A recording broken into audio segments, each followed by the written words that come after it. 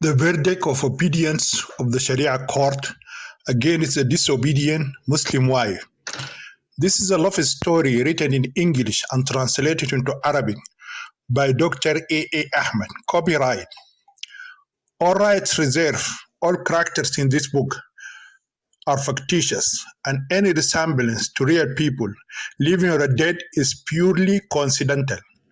No part of this book may be reproduced, stored in the tribal system, or transmitted in any form or by any means without the prior written permission of the author, except by a reviewer who may quote brief paragraphs in a review to be printed in a newspaper, journal, or a magazine, or a school or a university journal. This is a love story about three girls who are subjected to gross injustice, severe violence, and abhorrent persecution by Muslim men, religious leaders and imams, Sharia judges, and police officers in the Islamic community and the religion of Islam, and it is hostile, hateful, and abusive teaching against human rights, which are innumerable. For example, beating of women, circumcision of private parts of Muslim girls, which is known as female genital mutilation or FGM, slaying them in honor killings, inequality between males and females in inheritance, testimony in court, marriage, divorce, men's guardianship over women, controlling their lives and destinies as if they are minors, physically handicapped, or mentally retarded, and forcing them to wear the abbayas, veils, hijabs, niqabs, or the humiliating black burqas as if they are frightening ghosts. Many Islamic cultures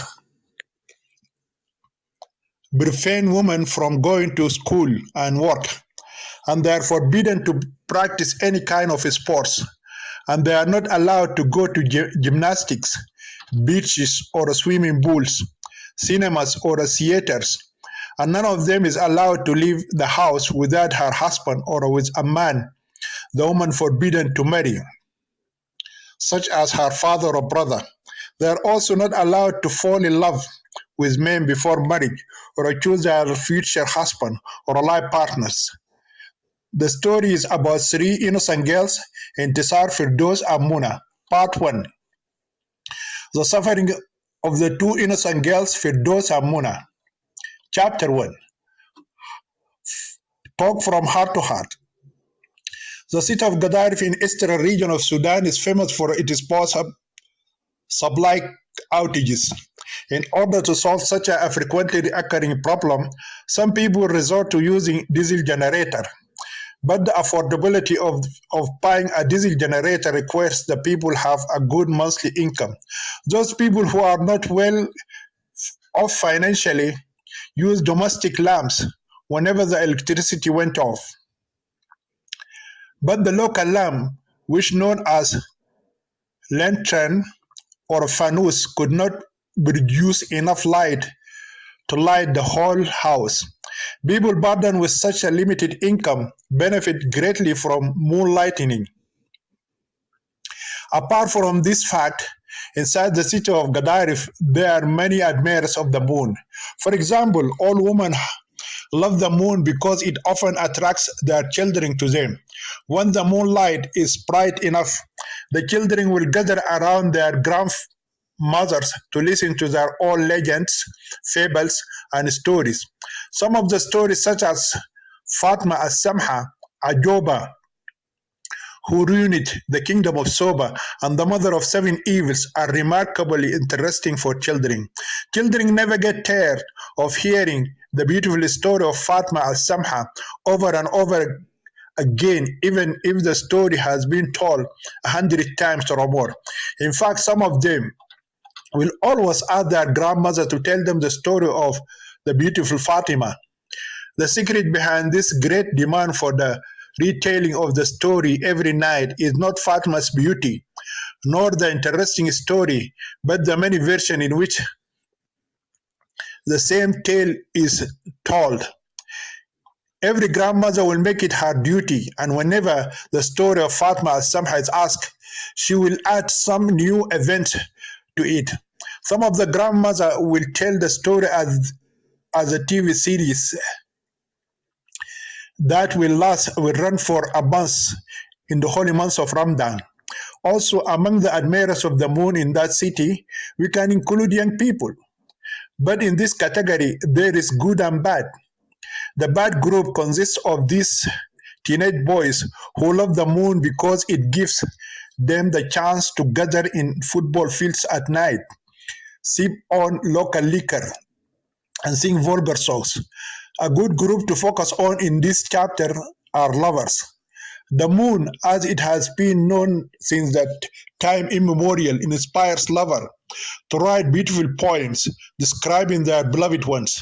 Some of them will long for loved ones who live afar to be with them. So the moon for such lovers stands as a natural representative on behalf of the absent lovers. However, in a strict society like Gadarif city, where love is strongly condemned as evil, the desire to have a lover instead of the moon will not be fulfilled. In this part of the world, it is common to see lovers passing each other on the street without speaking to one another or greeting their beloved ones. Although love is fraught with danger, boys and girls keep falling into its trap. This may be because some believe that love is an irresistible force. Despite such a restriction, one of these victims is a teenage girl who will be the main character in our later chapters. It so happened that on a particular night, when all the conditions are met that will cause the flame of love to kindle, there is a total blackout, and the moon has completed 14 nights and has become a full moon. The luminous moon casts out its sparkling rays and illuminated everything around her. That night, everything is so romantic and wonderful for her. Her lover is many miles away, and his long awaited fourth letter has finally arrived. She is alone in a secluded corner of her house. She is lying on the bed with her legs bent up, her chest lifted from the bed. She supports the rest of her body with her elbows. She is holding in her hands a piece of paper that looks like a letter. The only light she has is the silvery beams of the bright moon. How many times did she kiss that message? How many times did she press his letter to her chest? How many times did she read the first love letter? God only knows. She has read it many times while standing, many times sitting, many times walking, and many times lying on her back and on her stomach. And with all this, it seems that she is not satisfied. The more she reads that letter, the more she wants to read it again. Her pretty face gets brighter every time she looks at the letter. Her cheeks reflected the shimmering rays of the bright moon. Her eyes twinkled like the stars. Her sweet lips became wet. Her long hair covers half of her sexy body. She is very beautiful. She is a 17-year-old teenage girl. She is praised for her beauty more than all other girls. She got the highest number of marriage proposals among the girls in her city. Every boy who saw her would like to marry her, but she rejected everyone, citing her studies, and did not tell anyone the real reason behind her continuous refusal. Describing in more detail the girl's beauty or the contents of that letter is a difficult choice. They both require great talent and need more time to do both of them justice. In order to save time and not reveal our immature talent in describing beauty, we prefer to take on the second challenge. In addition, the contents of the letter would reveal the reasons behind the abundance of kisses, hugs, and readings. Besides, they will tell us about the beloved and her lover. Dear Intisar, It has been a long time since I decided to write my letter and express my love for you. Many times I started but hesitated. This is because I am not sure about your feelings for me. My love for you is more than I can handle alone. Since I met you with your two sisters, Farida and Firdos, in the movie theater in Gadaref City, I fell in love with you. Whenever Intisar reached this beautiful sentence, she stops reading. Then she asks herself philosophically, is the belief that love begins at first sight true? This is true according to her lover, but she believes that her love for him is already in her heart, even though she only saw him that day.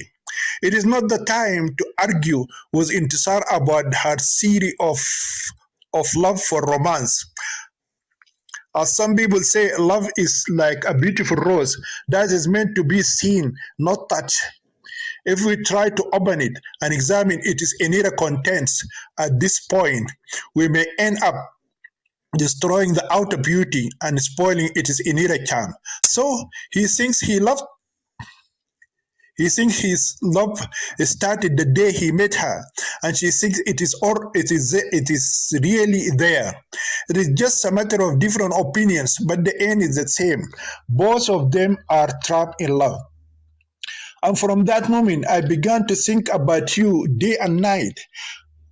I met your sister Farida at university and also during last summer vacation, but I didn't know she had such a beautiful sister.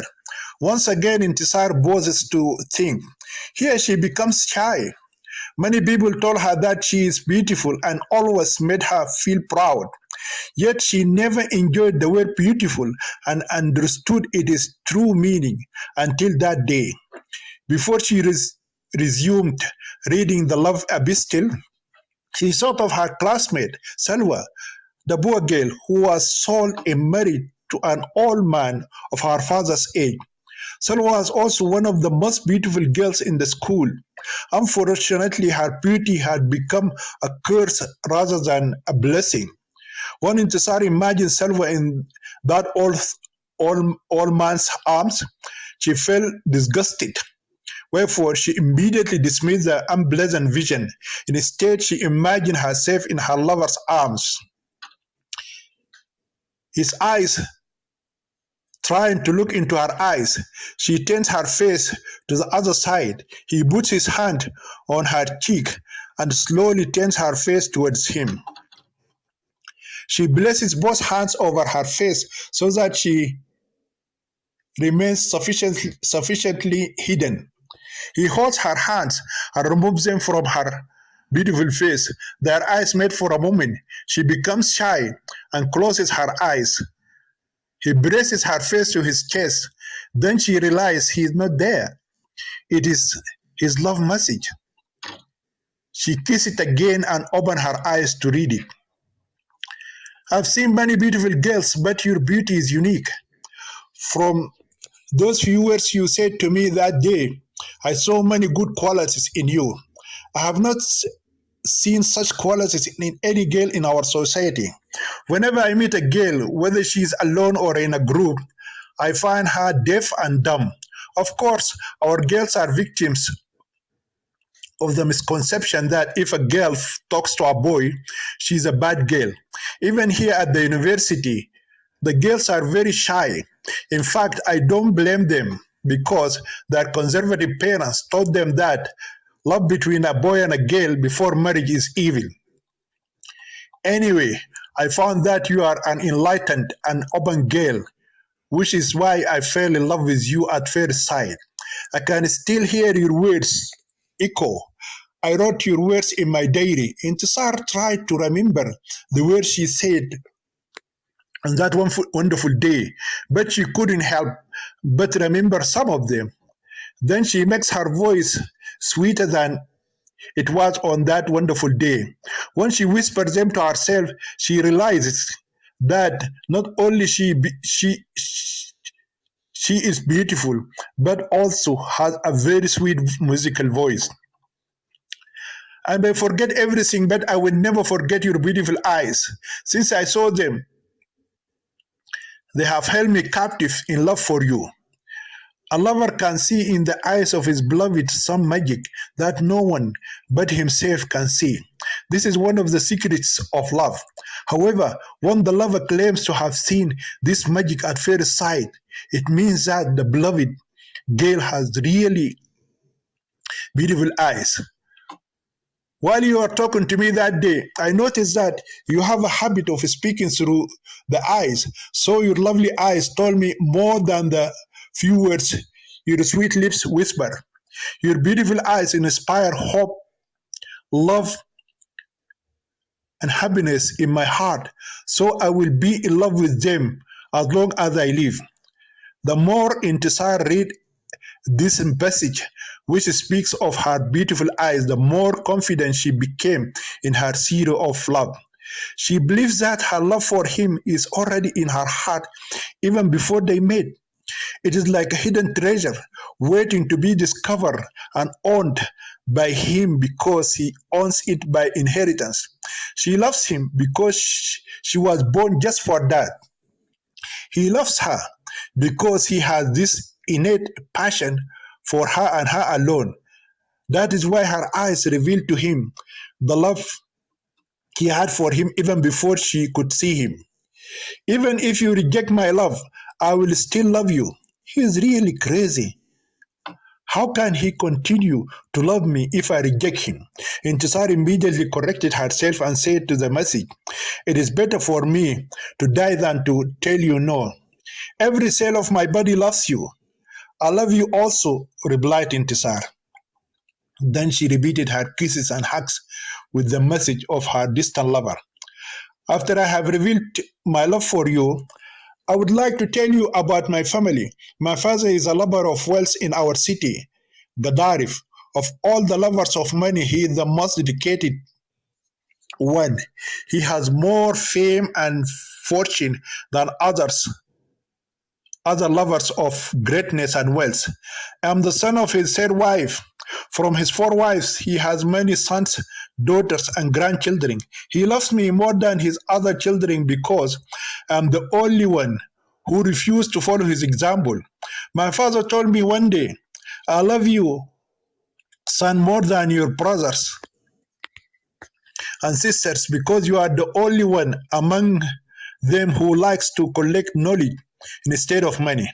Most of my brothers and sisters got married for the purpose of bringing more wealth and fame to my father. Intizar is a clever girl, so she understood the hidden meaning of this sentence. She realized that her marriage to him would not be easy because she is not from a rich and great family like him. If you answer positively to my letter, I would not submit to my father's condition. I would rather die than live without you. This sentence suggested many things to her. First of all, she understood that he loved her very much. At the same time, she realized that she would face many problems in her love for him. She expected rejection from his rich father. Her beauty and personality will not embrace his wealthy parents. These are the only qualities the son will present to his father. Beauty will fade someday. According to her community, she does not have a good personality. Here she remembers her last quarrel with her half-brother Omar, who openly accused her of being a bad girl. Therefore, his father may inquire about her, and her neighbors may tell him that she loves going to cinemas and attending parties, and she also believes in falling in love before marriage. He may tell his father that I love her and I cannot live without her. The father is left with two options, either to agree to their marriage or to lose his son. Being a good father, he will definitely accept the fairest choice. Intisar enjoys such a strong reason that it would force his rich father to agree to their marriage. But she suddenly remembers that she lives in a Muslim society where love is strongly condemned as evil if it occurred before marriage. Families believe and teach their daughters that no good girl can fall in love with a boy before marriage. Intisar wonders Why he should mention his father in first letter? Why can't he put it off for his second or third love letter? On second thought, she appreciated his honesty. She concluded that he is a man of good principles. He wanted to lay the foundation of their love in the truth. So she knew and understood that they would have many battles before they could achieve victory. Here she remembered that her name Intisar meant victory. Such a realization is like an anchor for her, especially after his first love letter catapults her up and down waves of victory and defeat.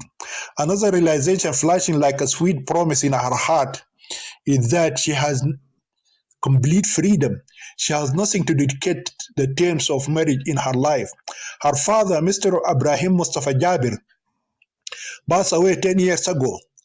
Her older sister, Farida, is a university graduate, an enlightened girl who believes that a girl has the freedom to choose her life partner.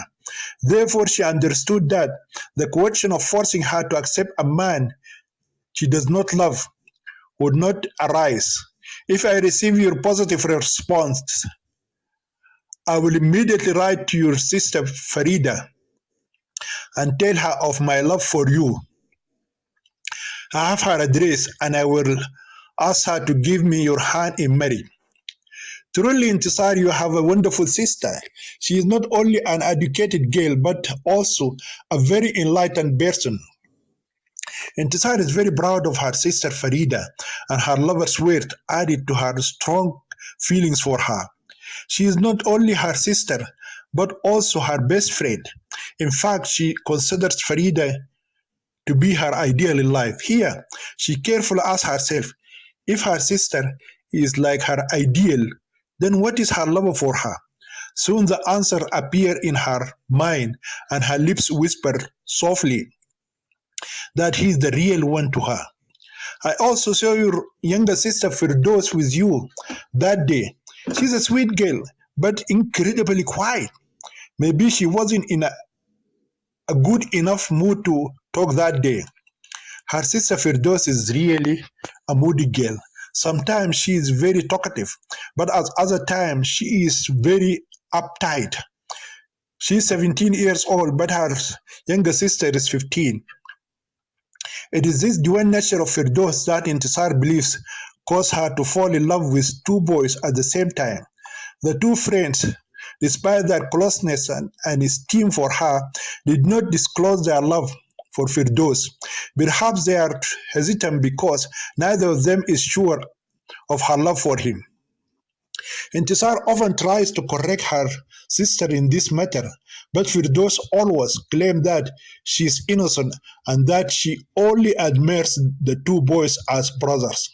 She informs the two lovers that her sister is so immature that she cannot understand the consequences of what she is doing. But regardless, the lovers did not give up. Intisar ignored them and her immature sister and decided to let the three learn their lesson the hard way. Dear Intisar, in your response, I want you to tell me about your future plans. For example, do you want to continue the studies? I made some inquiries about you. I learned that you are in the 10th grade and you are one of the brightest among the girls in the school, and you are 17 years old. You have rejected many marriage proposals because you want to continue your studies. If you tell me yes, I have no objection if you want to go to university. I'm ready to wait for you to complete your education. In fact, I would love to have a college graduate wife. Whenever she reads this sentence, Intisar is thrilled to know that her boyfriend would love to have a college graduate wife. She is always encouraged by her sister Farida to continue her studies and go to university. I'm studying engineering at the University of Khartoum. I'm 23 years old. I have many brothers and sisters in addition to my mother. My mother thinks that all her three sons should marry beautiful girls from good, rich, and well-known families in our city. Intisar knows that she fulfills two of his mother's requirements, but that may not have mattered to his father. Unfortunately, in this particular Muslim culture, women do not have a voice to raise objection or abuse conditions. The father is like a dictator within the family. She also knows that no wife in her Islamic community can force her husband to accept the girl she chooses as a bride for her son. My father's other wives quarreled among themselves. They had been fighting for many years until my mother crossed their red lines. When she shared my father's heart with them, their war with each other stopped, and they joined hands to fight against my mother. We, our mother's natural supporters, have suffered many false accusations, slanders, and public assaults. Because I always stay away from Gadarif city, these stepmothers and their offsprings have made malicious, false, and defamatory statements against me many times. They accuse me of doing all kinds of vices. My mother enjoyed 1 year of peace when my father married his first wife. The new wife survived the war of jealousy between the rival wives for only 1 year. Her sudden death at the time of delivery of her firstborn brought great happiness and joy among the allied enemies. Seeing that their new enemy dead, the wives resumed their old war against my mother. In that endless war, no one suffered more than me. As I mentioned above, I'm different from my brothers in that I'm not a fan of money. Rather, I love studying. So my half brothers interpreted it as sheer laziness. They also falsely accused me of wasting my father's money, living an immoral life in the capital city, and of making my studies an excuse for my bad behavior. My beloved Intisar, there is nothing I hate in this life more than polygamy. Similarly, it is a coincidence that his girlfriend hates polygamy bitterly. She suffered a lot from her half brother Omar. So, what next? Wherefore, she understood and appreciated that sincere confession, especially when it came from someone who would be her future husband. She believes that there will be no fear of a rival second, third, or a fourth wife. Intisar is surprised that he did not ask her about her half brother Omar and half sister Badriya. He also did not mention her brother Osman, who is a year older than her. He is in grade 11 and her sister Firdos in grade 8. Her sister Farida is the eldest in the family. She is 25 years old. Intisar resumed reading the first love letter. My father once said to me, "My beloved son, when I married you, my first wife, I enjoyed my married life. But when I married a second wife, my life turned into hell. I told myself to let them fighting among themselves and let me marry another woman. It is your mother to whom I got married. I put my third wife in a house very far from them. It was a simple house, and I did not give her expensive jewelry or costly clothes as I gave my first and second wives. By doing that, I expected them not to be jealous of her, but all those plans and tricks did not quench the flames of jealousy. They stopped fighting among themselves and joined each other and started fighting against your mother. As I mentioned earlier, the sons and daughters of these wives are waging a constant war against my mother and her offspring. Facts and practice indicate that polygamy is a crime against God and hell on earth for the polygamous husband, his wives, and their children. Before I finish my letter, I would like to tell you last year, when I came for summer vacation, my father asked me about marriage. But I told him I didn't want to think about it until I finished my graduation. He shrugged it off for a while, but from what he said, I understood that he had a girl on his mind that he wanted me to marry. When I come home this year, I am sure he will open up the same topic again. As you know, Intisar, in our Muslim society, a man of 23 years old is considered as the appropriate age for marriage. There are only 3 months left of my studies. This is also one of the reasons why I have to reveal my heart to you. I want you to give me a clear answer not only about your heart and where it is, but also about your family and your plans for the future. I'm waiting for your response as soon as possible. If I do not receive your reply within the next 3 months, I will conclude that your response is no. Your lover forever, Sami Usman Al Taib. Chapter 2. The first love letter from the sweetheart to her lover. After she read over and over again the first love letter from her handsome lover Sami until she memorized it by heart, the beautiful beloved Intisar believes that within those 3 months she will write as many love letters to her boyfriend as possible. So she decided to write her first love epistle in her life on that wonderful day, because everything is beautiful in her eyes that evening. Whenever she thought of writing an expression, she would look at his message and read it in full. She never gets tired or bored of reading it over and over again. She can read the entire love letter without even looking at the paper. It seems to have become engraved in her heart. She closed her eyes many times and pressed the paper to her chest and recited it from memory as if it was the verses of her religious book, the Holy Quran. Finally, she decided to write her first love letter, or to be more precise, pour her heart out on the sheet of papers. She grabbed the pen and put it to her sweet lips. She then looked carefully at the sky. She smiled at the bright full moon and became emotional and romantic. Then she started writing to him.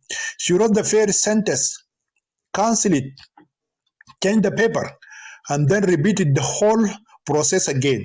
She did that several times. Sometimes she would get to the 10th line and then she catch a wrong word or expression and then repeat the whole things again. Of course, to do that, she needed to change the sheet of paper.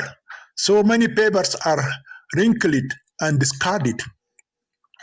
If Intizar's mother suddenly got up and left her room, she might conclude that her daughter has gone mad. Her sister Firdos might think that her sister has fallen victim to the madness of love, like case for Layla. So after tearing and smashing many papers, she triumphantly finished writing her first love epistle. If someone saw her pouring her heart out to her lover, Sami, he would know for sure that love is an irresistible force, because while writing it, she laughed many times and cried many times. She spent a lot of time reading it out loud and silently.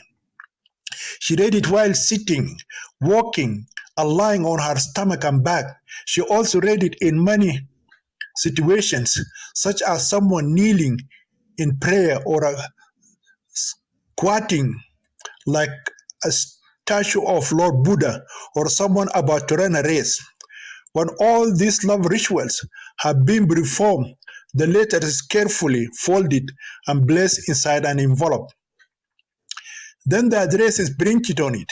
Finally, the envelope is sealed with her sweet lips and blessed with her warm kisses. On that night, Intisar had many dreams, some of which were victories and some of the defeats. The next day, while on her way to school, she visited the post office. Then, with a heart full of joy, she dedicated her precious treasure to the postman's care. From that day onwards, The beloved Intisar began counting the days, waiting for a response from her lover, Sami, and the second love letter. The University of Khartoum was once known as the best university in Africa and the Middle East. When the British people learned about Al Azhar Sharif University in Egypt, produced hundreds of influential Muslim and political leaders every year, they were possessed by the spirit of jealousy. Then the old spirit of competition between Christianity and Islam returned. Therefore, all the advantages of the universities of Oxford and Cambridge were merged together, and the Gordon University in Sudan was created. The name of that Gordon College was later changed to the University of Khartoum. After the establishment of that university, there was some balance in society. The graduates of the two universities were received by the general public in Sudan with great respect and appreciation. When Intisar's first love letter entered university, the atmosphere is one of the preparation for the final examination. Every student is busy with his books, except for one student who's like a dying flower. It has been almost a month since he sent his first love letter to his girlfriend. He almost lost hope for what he is waiting for. He expected the response to come after 2 weeks, but after many days, the reply had not yet arrived. He is sitting alone that morning while the other students are busy with their books. His condition can be likened to someone who has lost all hope in life. This is a serious flaw in love. When a lover gives all his love to his beloved, failure in love will end everything. Some lovers will go so far as to end their lives like Romeo and Juliet and Qais and Layla. So while Sami is sitting alone in a far corner of the university, he saw his friend Salah coming towards him from far away. There is nothing on Salah's face that reveals that he is carrying happy news. On the contrary, he looks serious and angry. As soon as Salah reached Sami, he said angrily, "How long will you neglect your studies and remain sad like this?" His friend added that when Sami remained silent, "She is not the only girl in the world. I know that. But in the whole world, I don't think there is any girl who can stir up the love I have for her." Salah said, "I'm sure this is just a fleeting affection any boy might have for a pretty girl who smiled or spoke to him. Very soon these feelings will disappear." And when Sami did not answer, Salah approached him and whispered in his ears, "Do not forget that after 2 months we will complete our studies. And after that you will become an engineer and I will become a lawyer. Once we get back to Gadaref city, every girl will be after us. I can't imagine that I will ever marry another girl. If she does not respond to your love, will you remain unmarried all the days of your life?" Believe it or not, Salah, it is the only thing I would do. I will be faithful to those beautiful eyes as long as I live. You talk like that because you don't know what Intisar means to me. Since I saw her and talked to her, I haven't spent a second without thinking of her. She became everything in my life. I spent a whole month every day standing in the road waiting in our city to see her go to school. Every time I saw her, her lovely eyes were looking at me and full of love. Her lips always smiled at me. Even though we didn't speak to each other, our eyes still conveyed a message of love. She may like you, but her heart could be with someone else. Of course, you can't blame her for that.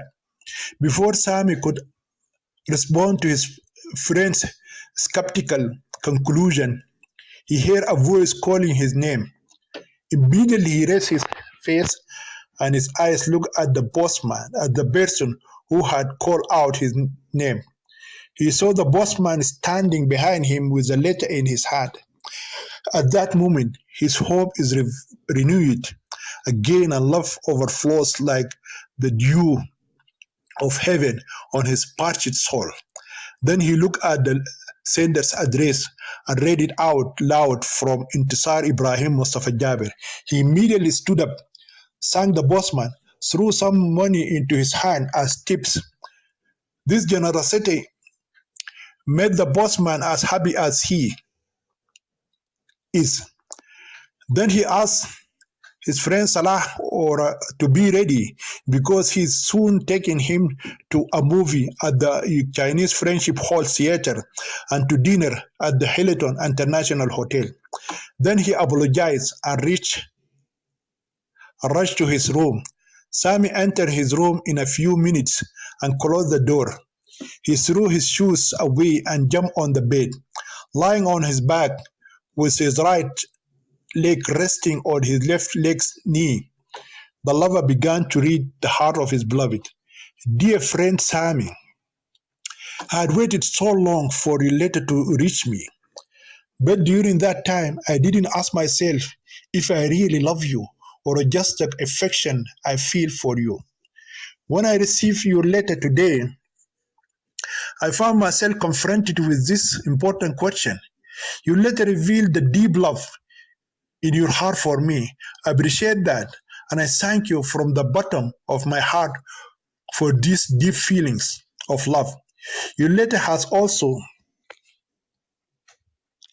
made it clear that your rich and noble family may not accept a girl from a poor family which has no wealth and greatness in our society and city. So before I make any commitment to you, I must make sure that I love you with all my heart and that I'm ready to face any difficulties and challenges that may try to prevent us from being together forever. I honestly search my heart to see if I have the same love that you have for me. The dictionary defines love as a feeling of strong personal attachment caused by what is pleasing or admired. This definition reveals the state of my heart. Somehow I found these lyrics incomplete and narrow as they speak of physical virtues such as beauty, character, wealth, greatness, and the standard of the family. These are the physical and social virtues that attract many boys and girls to each other. However, I wasn't entirely convinced by this narrow definition of love. I knew that love is beyond human comprehensions because God is love. Therefore, in order to understand what love is and define it accurately, we need divine help. Having said that, I will attempt to give you my humble definition of this divine seed and holy spark that the loving God has planted in the heart of every human being. At one time, I read a book on philosophy that my sister Farida had given me. The author of that book is known as Jean-Paul Sartre. It is a French He is a French philosopher and novelist, and his book is called Being and Nothingness. Sartre defined love as the desire to be loved. This definition was made more specific and comprehensive by the great Indian philosopher Mahatma Gandhi. The father of the Indian nation said, every human being is a lover in search of a beloved. This definition seems simple and short, but I found it to be the most comprehensive and accurate definition of love ever written in human history. I never wanted anyone in this life to love me but you. In fact, I was born with this desire for you and for you alone. Therefore, I love you with all my mind, with all my soul, and so does my body love you too.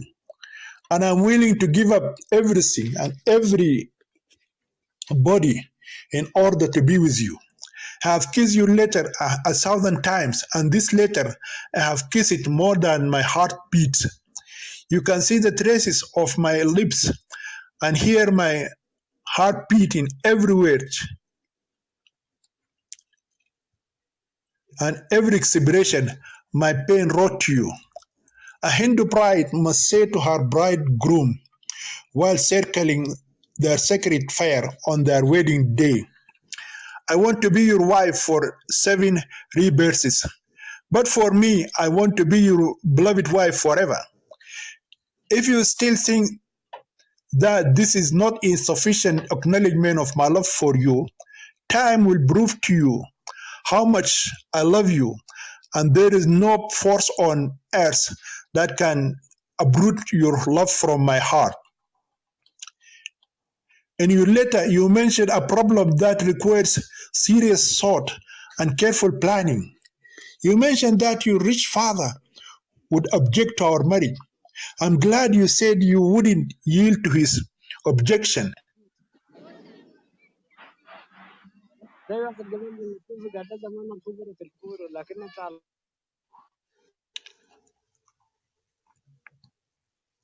It is also good that in our society, a boy cannot be forced to marry a girl unless he is convinced of it on his own white is odd, while a girl can easily be forced to marry a man without her consent.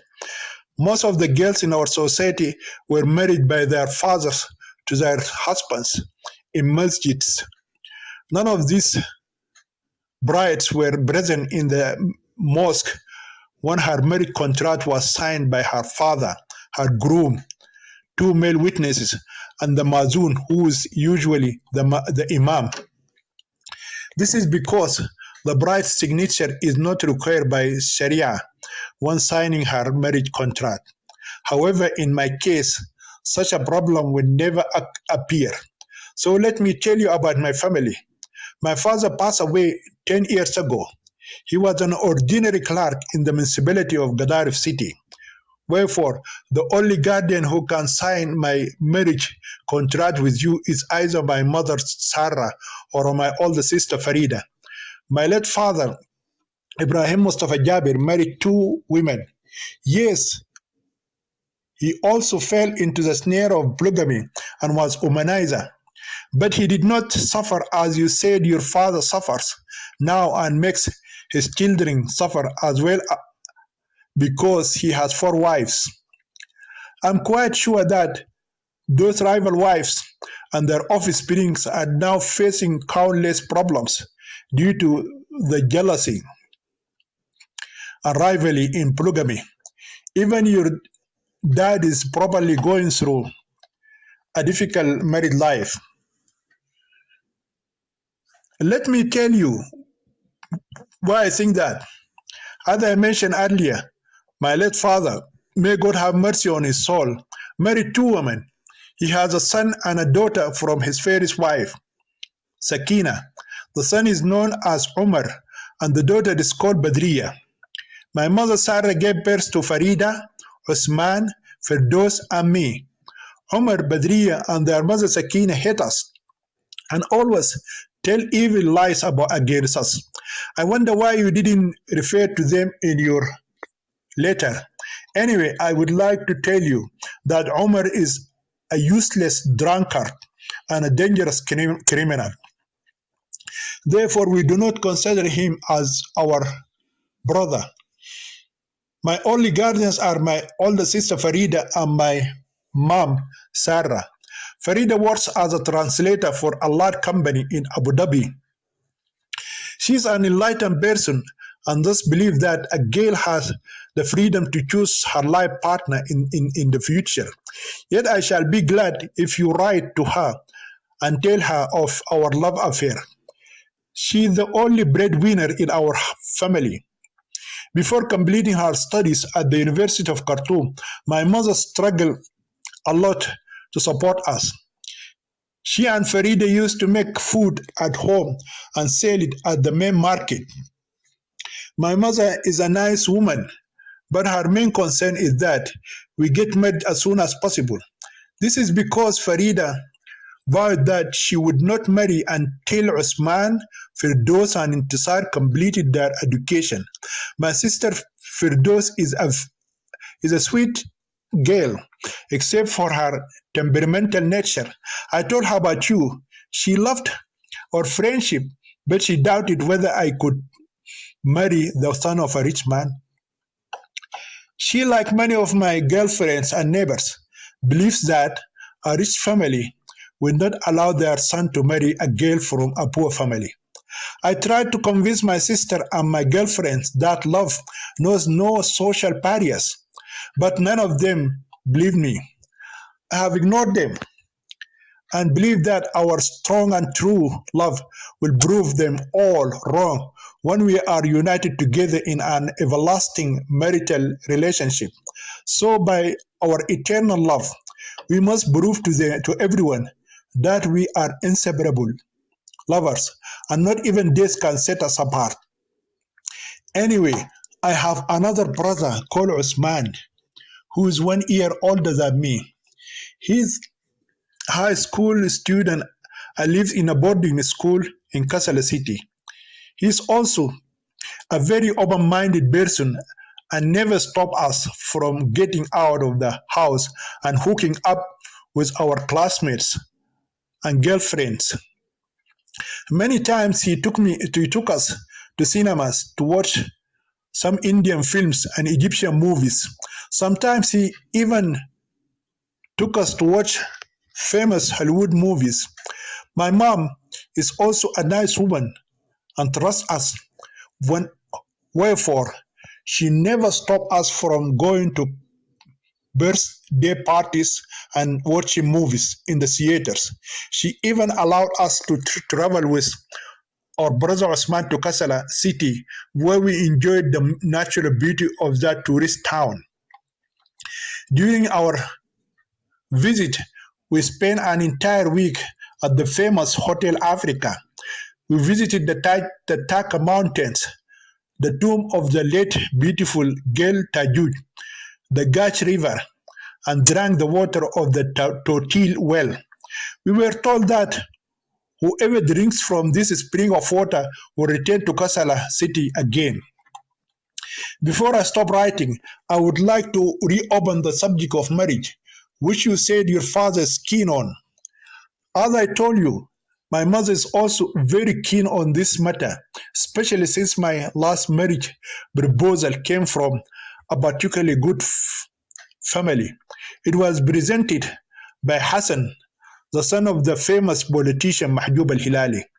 Even though I refused his marriage proposal, Hassan still insisted on pursuing it. I told him I don't want to think about marriage until I complete my studies. He said he wouldn't mind waiting for me, even if it meant I had to study until I got my college degree.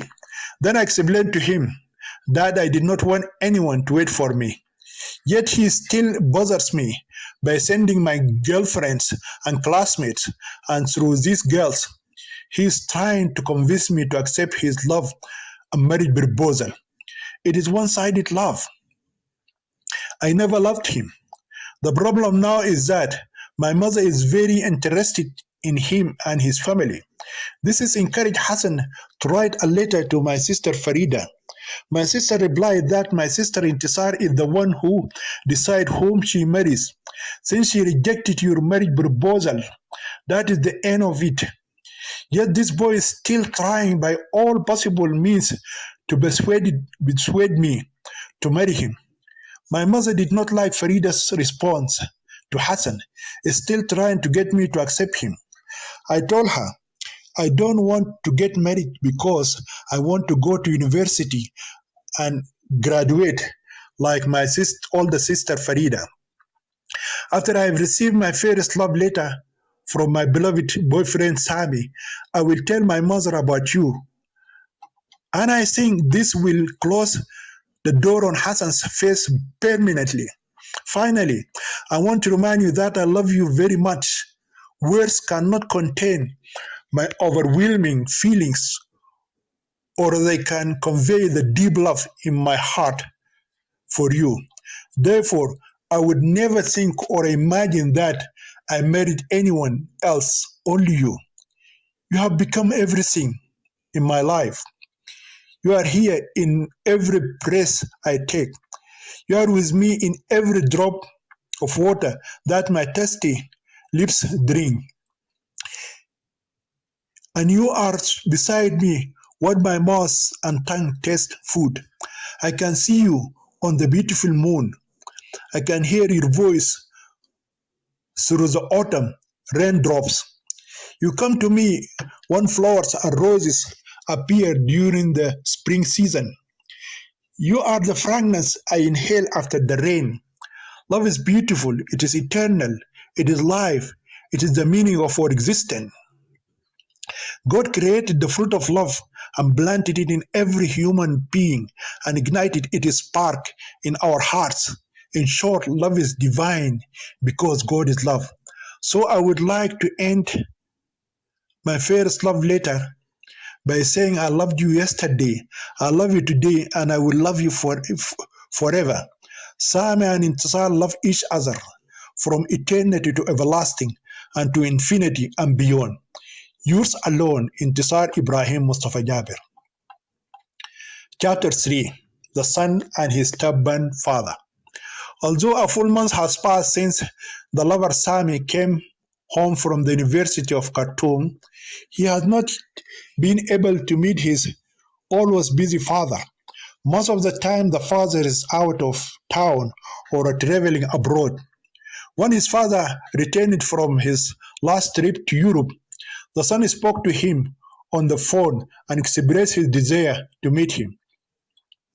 The father told his son that he, too, would like to meet him and discuss with him something very important that would take an hour out of his tight schedule.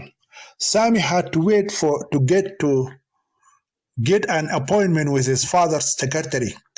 On the appointed day, the son has been waiting in the waiting room of his father's office for 2 hours. He had already received a phone call yesterday from the secretary, told him to be there by 8 in the morning. Sami came at the right time, but he is asked to wait because his father is now busy with some urgent business with some important VIP businessmen in the city. During these 2 hours, the lover Sami spent most of the time thinking about the wonderful time he had enjoyed with his beloved Intisar, whether they were standing on an empty road or hiding in a remote corner. Despite their efforts to keep their friendship a secret, everyone knew it. For a boy and a girl standing on this road and talking to each other in this part of the world, they can only be understood as having a love affair. It is not a common phenomenon. This is the number one reason why everyone knew and talked about their relationship. The second reason is stronger. The son of a rich man falling in love with a poor girl is not welcome in the Islamic community for many reasons. Through many past experiences, it was proven that such a relationship always has bad consequences for the poor girl and her destitute family. The most common of these bad consequences was the case in which the girl committed suicide because of the failure of her relationship. If she chooses not to kill herself, her father or brother will kill her in an honor killing. If none of these evils happen to her, she will be impregnated by her lover before marriage and has an illegitimate child, and thus will have to run away from home and join bad woman in another city and will spend the rest of her life as a prostitute.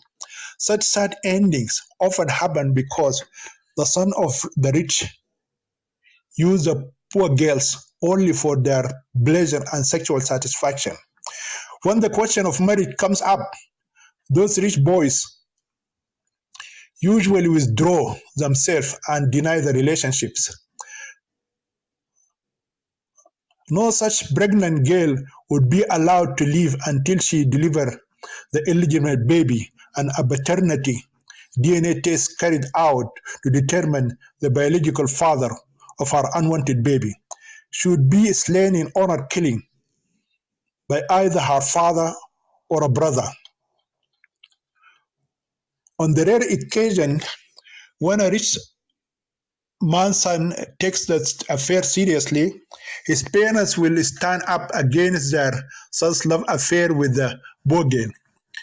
If they fail to put an end to the unwanted relationship, they will either resort to blackmail, illegal means, or the power of black magic to separate the two lovers. Sometimes they may bribe some corrupt police officers and through them charge the poor girl with serious crime and send her behind bars for the rest of her life. There were cases where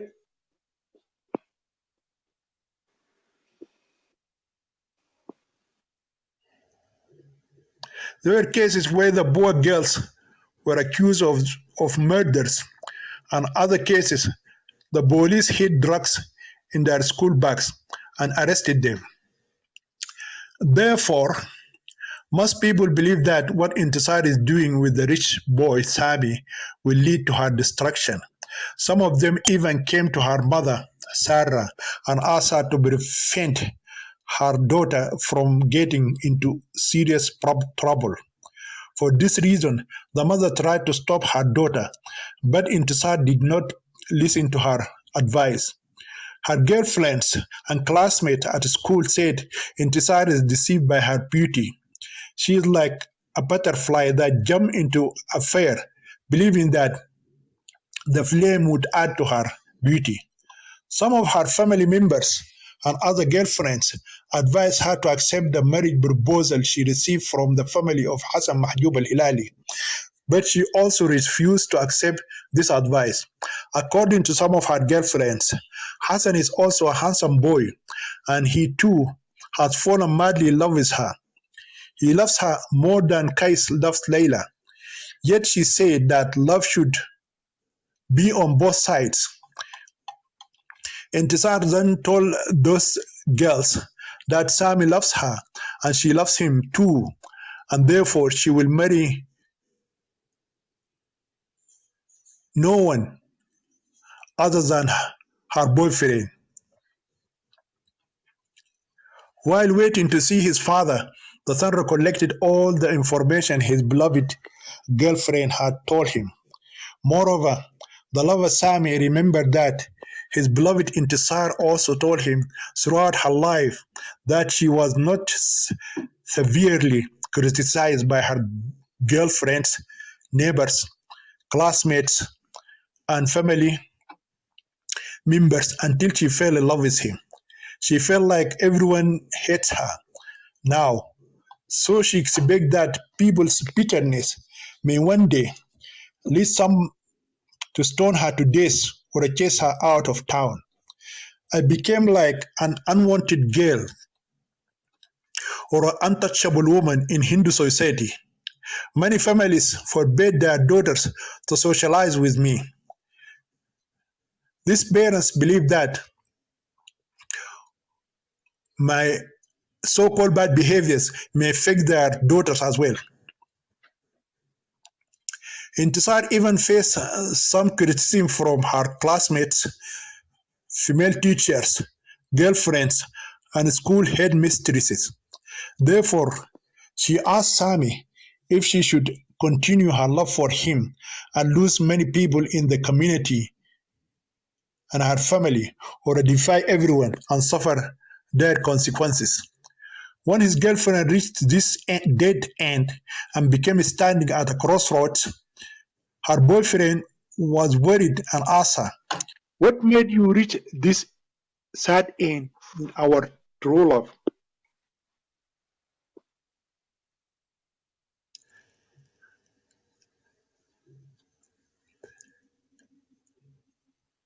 What made you reach this sad end in our true love? I don't know Sammy exactly, but I can see that everyone hates me because of my love affair with you. Because of our love, I'm facing a serious dilemma. I don't know whether I should continue our friendship and lose many people, including some of my family members, or should I continue this love and bear the unknown consequences? True love will not bring their consequences, says Sami. So I'm absolutely sure that our strong love will bear good fruits and lead eventually to wonderful married life. Do you think all these people are wrong and we too are right? Everyone expected as an end to our love. I don't want to die or have a bad end, like running away from home and wandering hopeless on the street, or my circumstances might force me to become a prostitute in another city. Don't say that, my love. Nothing like this will happen to you. Let them think or say what they like, but there is one thing you must be absolutely sure of. As long as I live, no one can touch you. Also, no one can separate us or prevent us from being together as husband and wife. Really, Sammy? Have you forgotten what I told you when I came from Khartoum city? Absolutely not, Sammy. Now tell me what I told you that day. You told me about no power in heaven or authority in this life can separate us from each other. So why do you fear society? This means that you do not believe my words. No, Sami. How can I forget your great promise when you became everything in my life? Even me, my love, and victory, intisar. For your sake, I'm ready to give up everything and everyone. When the boyfriend recalled his conversation with his beloved girlfriend and his thoughts rose to high levels, he suddenly heard his father's secretary calling his name. Yes, Sami replied. Your father is ready to see you now. Would you please go inside and stand in front of the red curtains? When you hear the bell ring, you can enter. Sami followed the secretary's instructions and stood behind the red curtains, waiting for the bell to ring. While standing, he saw the red curtains that separated him from his father. They are like the Great Wall of China. After a few minutes, he will confront his stubborn father and reveal to him what is in his heart. He understood from the phone conversation that his father wanted to talk to him about something important. Sammy had already guessed what it would be, a proposal to marry the daughter of a rich man. He decided to reject his father's advice and reveal his love affair and the girl he decided to marry. The father will definitely object, but Sam is determined to convince him with all the means at his disposal. His thought was interrupted again by the ringing of the bell. His face became filled with determination. His mind is full of ideas. His heart is full of love. His innermost being is filled with courage. It is time for the father to accept a love affair with a poor girl, or the endless war between the son and his father will start today. With this determination, Sami entered the presence of his father. Mr. Osman al-Tayyib, despite his great wealth, has a name and fame in society, but is very small and thin in his body. If someone saw him for the first time, he would conclude that he didn't even have the power to speak. But when he hears him speak, he will wonder where he got such a strong, respond, resounding voice. His face is always angry. Looks like he hasn't experienced laughter since he was born. When you look at his face, you will not know if he is sad, happy, or angry. This is a lifeless face that appeared in Sammy's vision when the son stood before his father. If one look at the two of them, he would never believe that such a gloomy and fearful face had begotten the innocent and angelic face of his handsome son Sammy. When the old man saw his son standing in front of him, he stopped writing and cried aloud, "Welcome, great living matter." Sami understood immediately the first topic would be about the great Sudanese revolution of December that ousted the evil Islamic government of President Omar al-Bashir from power. "Thank you, Dad. I'm glad to see you after such a long time. Please sit down and feel at ease, my beloved son. I'm proud of you. You know, Sami, as I said earlier, of all my children, I love you the most because of your love of education. But now I love you even more because of your bravery." "What kind of courage do you mean, my father?" "Your brave stance in the recent popular revolution, of course. Every day we read about your university in the newspaper. As the Imam Maulana Sheikh Marzouk mentioned it several times in his sermons at the Grand Mosque. What did Maulana say about our university? He told us how brave the students are in supporting them in removing the bad government.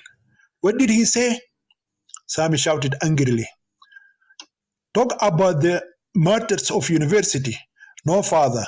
You said that Maulana told the congregation in the mosque that the student had supported them in removing the bad government from power." "Yes, you are right. But Maulana meant to say that the religious leaders were the minds and the work and worked behind the scenes." "He's a fraud," Sami shouted angrily. The old man shouted angrily too. "Sami, did I hear you say that Maulana is a fraud?" Sami could not answer the question. "How dare you call the blessed Maulana Sheikh Marzouk the Antichrist man? How can you even think of such blasphemy? He is the Imam of the largest mosque in our city.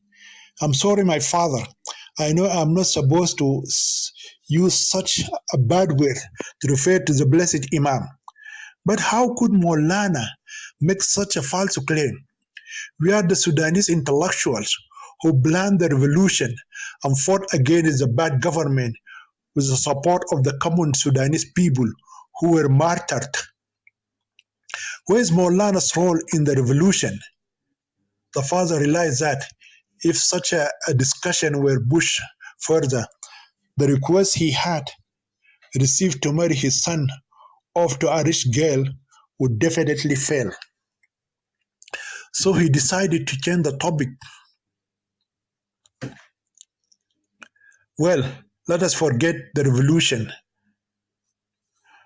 and the religious leaders who help you, and let us talk about your second greatness.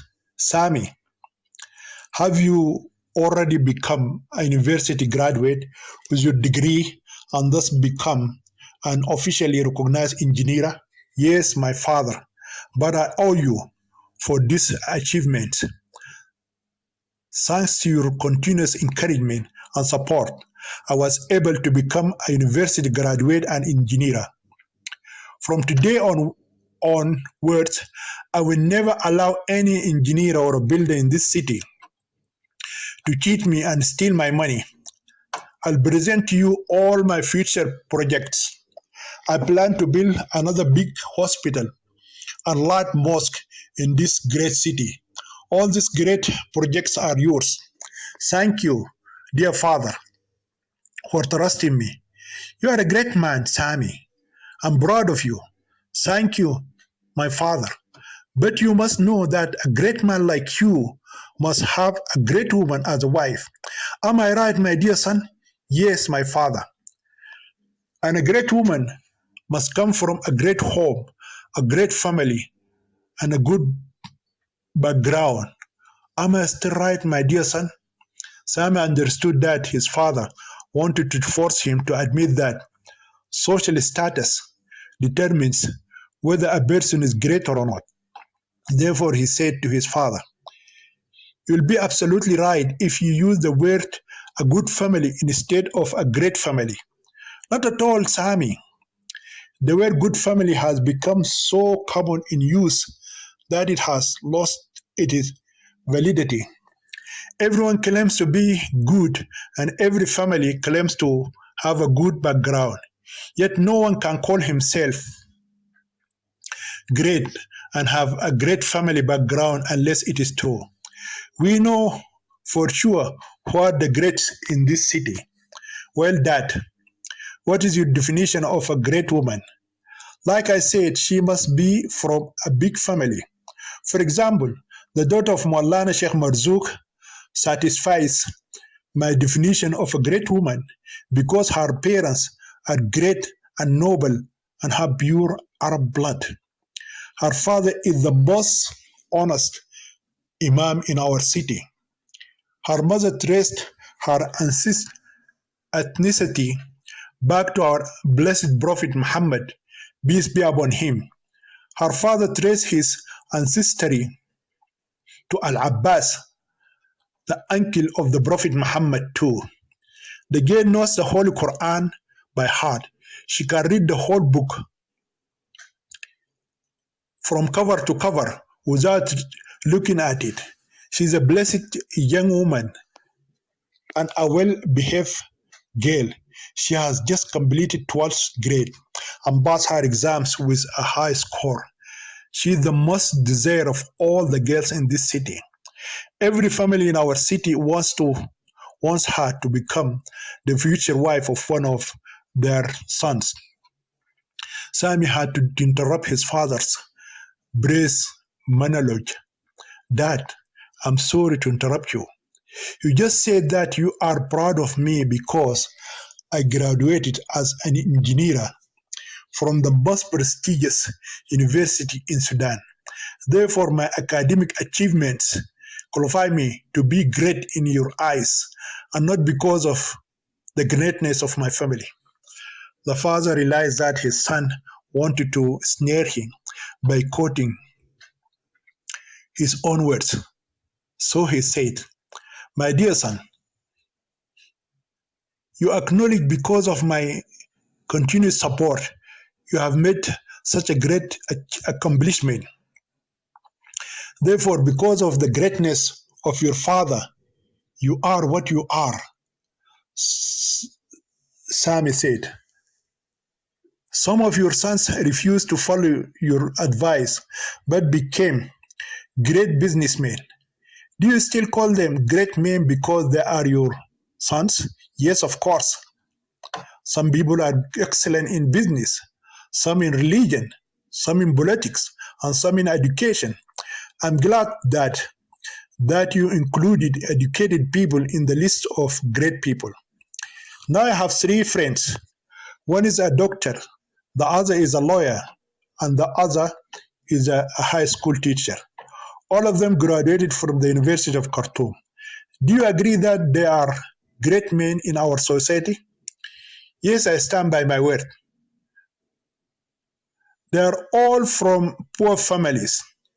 Will you still agree that they are great men?" "My dear son, can how can we call Ibn al-Faqir, or the son of a poor man, a great man? So a great man is an educated person from a rich and influential family. Yes, these advantages combined make a person a great man. Do you call Hassan Mahjoub al-Hilal a great man?" "Yes, I do. His father became the greatest man in politics."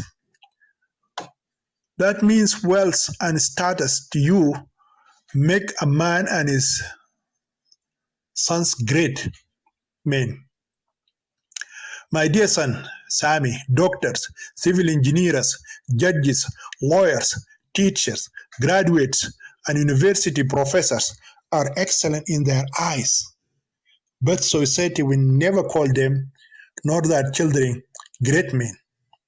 Sami closed his eyes for a moment and pondered his father's twisted logic. How many times has he contradicted himself? How many times has he refuted his own assertions? There is no point in arguing logically with a man of his father's mentality who loves and worships money. Therefore, he decided to change the topic of greatness and go directly to the main subject. Dear father, I do not agree with you that wealth and social status will qualify a person to be a great man or a great woman. But nevertheless, let us pass directly to our main subject. The father felt great relief from that heated argument that kept him standing on the hot, shifting sand the whole time. Our holy prophet Muhammad, peace be upon him, told us that a woman is desirable in marriage for four reasons. One, because of her beauty. Two, because of her money. Three, because of her religion. And four, because of her family nobility and ethnicity. When these conditions are made in a particular girl, that girl will be the right choice for you. Am I right, my beloved son? Please go ahead and tell me, Father, what is in your heart. A few months ago, your mother and I decided to find you a life partner. A girl must fulfill the four important conditions of our Holy Prophet Muhammad. May God bless him and grant him peace. We learned that there is no girl in the whole city who is more wanted than the daughter of the blessed Imam Maulana Sheikh Marzouk. The girl's name is Samia.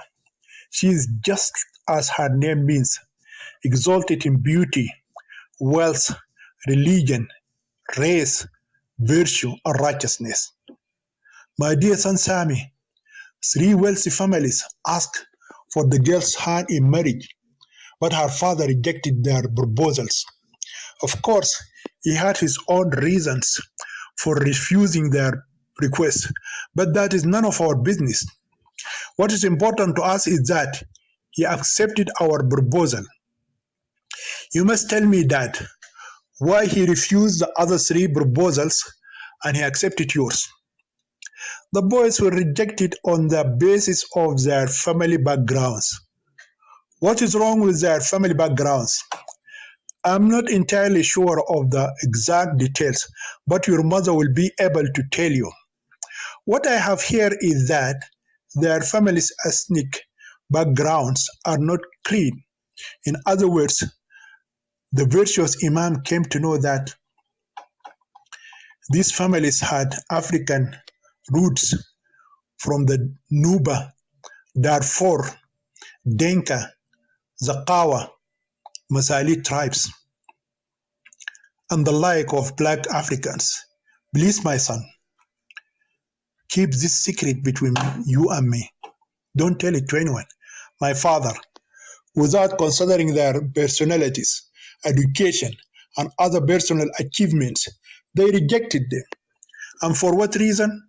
Of course, they accused them of having a third, fourth, or even tenth grandfather or grandmother who was a slave, wizard, or a witch. They also named their ancestors or descendants some resurrected zombies and Ba'id. What is this bullshit, father? Of course, Morlan is right. How can you expect him to give his beautiful, pure white Arab daughter to such ugly black slaves? You people who are still thinking with the mentality of the Stone Age, please, son, Sami, I have a lot of engagements for today. I will tell you Will you tell me when you want you ask to go to our blessed Imam and present your marriage proposal for his daughter Samia? Before I go, I have to meet the girl Samia in person and ask her an important question. What is your important question? What is her father's bank balance? What will be my share when I marry her? What nonsense are you talking about? Her father's bank balance is not equal to 1% of your wealthy father's bank balance. Didn't you quote from the hadith of the Holy Prophet Muhammad in which he said that a woman is desirable in marriage because of her wealth, beauty, religion, and honorable family's ethnicity? You just want to complicate things and thus delay your marriage. No, I will not withdraw my condition. Listen, my son Sami, I'm your father. I know from all my sons and daughters, you are the only one who does not like money, but you love education. Therefore, I cannot believe you put money as a condition for choosing your life partner. Tell me now, is there any girl in your heart and mind? Sammy looked at his father suspiciously and said, Yes, Dad, there is a girl I love and I would like to marry her. What is she? Mr. Osman al-Taib shouted. Her name is Intisar Ibrahim Mustafa Jabir. I did not ask you for her name. I asked you what she is and what her father's is in society. I had never heard of this name before in my life, not among famous businessmen, religious leaders, or politicians. Where did you get this name? Her father, Mr. Ibrahim Mustafa Jabir, may God have mercy on his soul, passed away 10 years ago. He was an ordinary clerk in the municipality of Gadarif City. Her only guardians are her mother Sarah and her older sister Farida, Ibrahim Mustafa Jabir. Farida graduated from the University of Khartoum and is currently working as a translator in Abu Dhabi. The girl is 17 years old. She's in the 10th grade. She is beautiful and very outgoing girl. Her family is poor, but her relatives are good people. Shut up, Sami, shouted Mr. Osman Taib. I've given you enough time for today. I wouldn't mind talking another day about Maulana's daughter. If you want to see her before we go to her father, I can arrange that for you. But you must never speak to me about that girl Intisar again, nor about her family. I don't want to know anything about her or her have have my name associated with her family. Then the angry father took his pen and wrote in his notebook Intisar Ibrahim Mustafa Jabir and put a red circle around her name. Likewise, his son Sami got very angry and stood on his feet. He wanted to say something but hesitated. He looked at his father. Then he said with stammering words, Father, I will not talk to you anymore about my beloved girlfriend Intisar because I have already spoken today. However, there is one last thing I want to tell you. No power in heaven above or authority in this whole world can separate me from Intisar or prevent me from marrying her. After that, the son went out of his father's presence to the waiting room, picked up the phone, dialed his girlfriend's number, and spoke to her. Chapter 4: The Might Witch Doctor and His Great Social Contributions. There is no one in the field of business in the city of Gadarif like the wealthy business tycoon, Mr. Osman al-Taib, and there is no one in religion like the blessed Maulana Sheikh Marzouk, the Imam of the largest mosque in the city, and no one is so famous in politics like the great politician Mr. Mahjoub al-Hilali. But the greatest of all these great men is Haj Muhammad. His social work is not limited to one specific field, but includes and exceeds all of the above mentioned fields. In the past, whenever people got sick, they used to choose between the virtuous Imam Maulana Sheikh Marzouk and the doctor of the hospital. But when Haj Muhammad came to their city, people started to prefer him over both. He was not satisfied with praying and spitting on the faces of the sick as the blessed Imam does, but rather gave incense burners and crushers instead of pills and tablets that doctors usually give to their patients. Therefore, the merits of physicians, spiritual leaders, and witch doctors come together in Hajj Muhammad. Many people believe that he is the main reason behind the great wealth of Sayyid Usman al Tayyib and the rise to power of the politician Sayyid Mahjoub al Hilali. For this very reason, Hajj Muhammad is considered a three in one. He is a hospital doctor, spiritual doctor, and witch doctor. However, all these achievements can be considered nothing if we compare them to his countless social contributions that attract hundreds of visitors every day.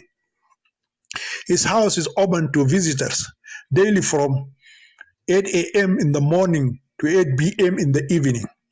He devoted his time and life to serving the visitors who came and sought his help. 85% of his visitors are women, both young and old. He not only treated patients, but also specialized in the work of defending those visitors who presented their complaints and petitions to him. For example, if a married woman comes to him in fear and tears to tell him that her husband is going to marry another woman beside her, as the rival wife, then this petition is reason enough to move the heart of Hajj Muhammad the compassionate. He will make sure that this second Islamic marriage never takes place. He will not go himself, but he will only send his loyal, wicked servants. This messenger will make the life of that woman who wants to kidnap the husband from his fairest wife worse than hell.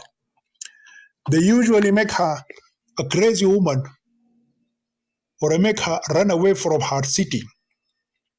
If this punishment did not satisfy the petitioner, he would order his servants to pursue that woman until she breathed her last breath.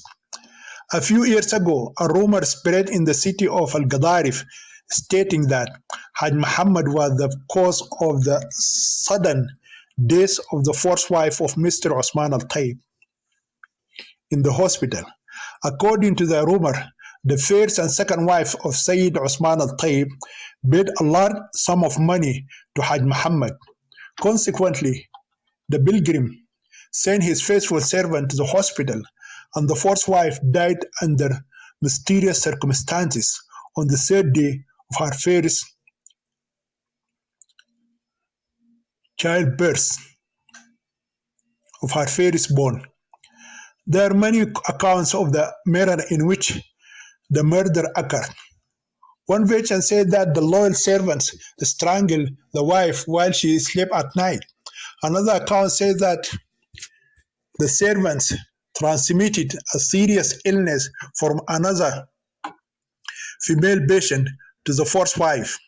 Another version says that the servants added a poison to the syringe, which the nurse injected into the wife.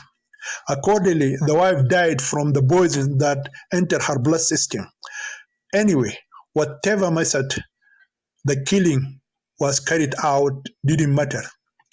The important thing is that the mysterious death during her first childbirth in the women's ward of the General Hospital contributed to the increase in the popularity of Haj Muhammad. His social name in the city was Faki Muhammad before he visited Mecca and Medina cities and performed the ritual of Hajj. He also specialized in the field of love. In this field, he has many stories. One of the most remarkable testimony in his possessions concerned a teacher named Mr. Satur. He was a very handsome young man who fell in love with a very beautiful girl. The girl was from a wealthy family, while the handsome guy was only working as a primary school teacher. His monthly salary was less than the daily expenses that the rich man used to spend on his beautiful daughter.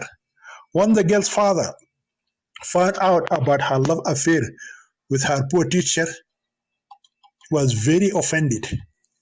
He tried by all means to chase away or to stop Satur from continuing his love for his rich daughter, but all his attempts failed.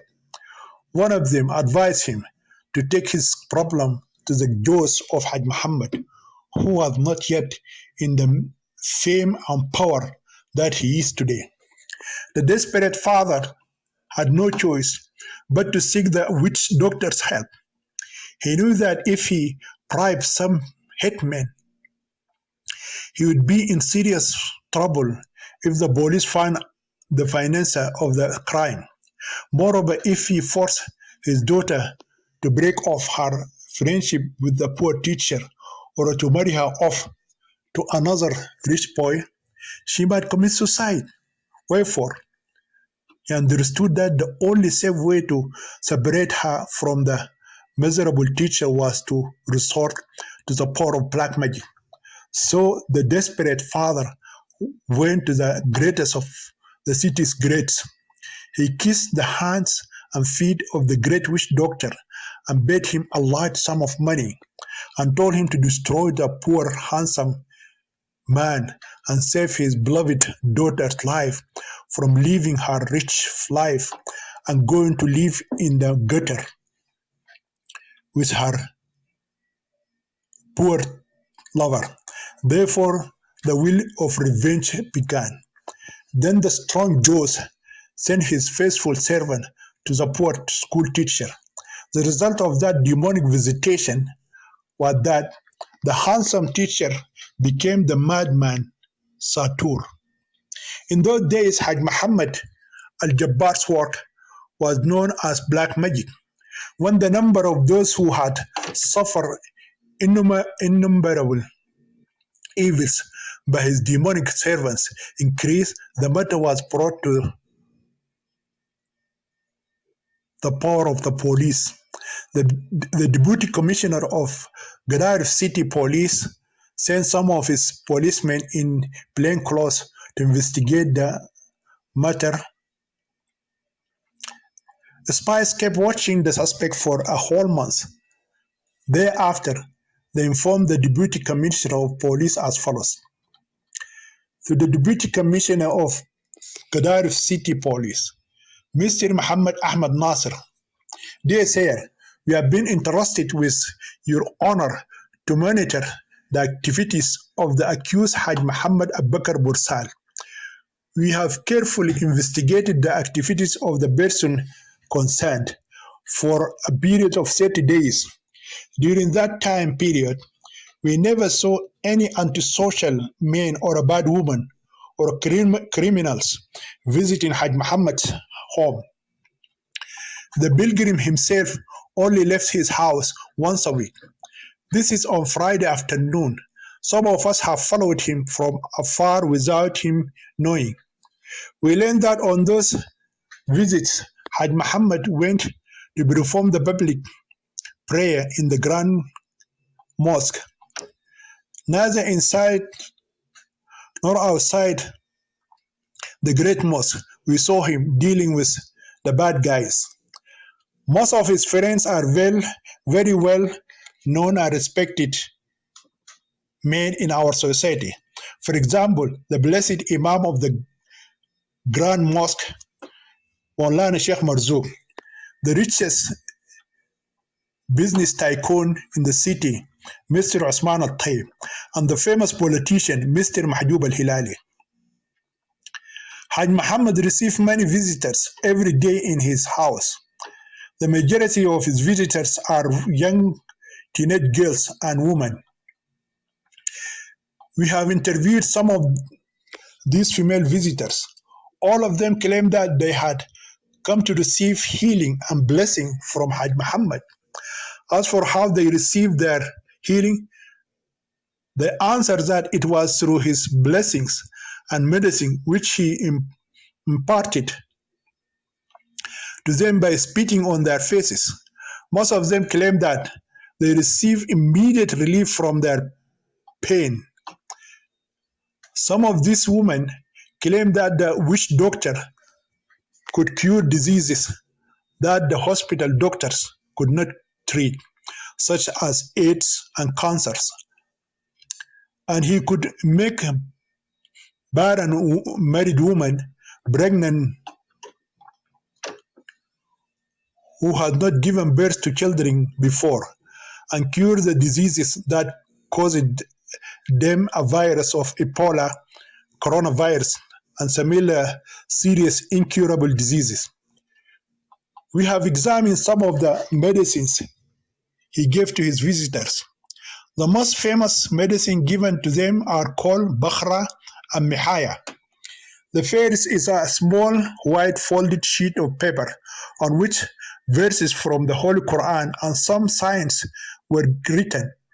The second medicine is black water, which is made by washing verses from the Holy Quran written on a wooden slate.